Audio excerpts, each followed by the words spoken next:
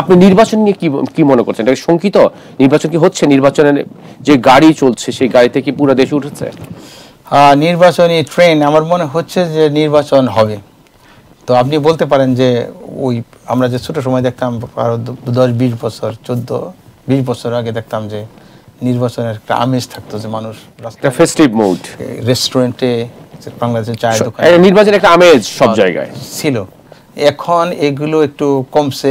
Anyway, সেটা হলো কোনো প্রতিদ্বন্দ্বী প্রার্থী কাউকে আপনার কোথাও জায়গায় দান করা, কোনো জায়গায় করা, সাহায্য করা, যে কোনোভাবেই টাকা দেওয়া এখন এত সহজ না। সেটা চলে আসছে আপনার সোশ্যাল মিডিয়ার সময়। এখন যদি কোনো প্রার্থী কোনো জায়গায় 1000 টাকা, 1 লাখ টাকা, 50,000 টাকা, হোয়াটএভার অ্যামাউন্ট ইজ ইট, সাহায্য করে, ওইটা আবার অপোজিশন পার্টি ওরা এটা আবার সোশ্যাল মিডিয়ায় প্রচার করে। সেই জন্য এখন ওইভাবে টাকাটা সরাসরি হইতেছে না, হুইচ ইজ গুড। এত আমাদের কিন্তু প্রচার প্রচারণা তেমন ভাবে নেই। হোয়াই ইউনিট প্রচারণা? আমাদের মামদানি পাশ করলো, চলে গেল ইলেকশন, পাশের আগে পরে আমরা যারা কমিউনিটি ভাবে তারা প্রচার করছি। বাট যুক্তরাষ্ট্র বাংলাদেশ তো এক না।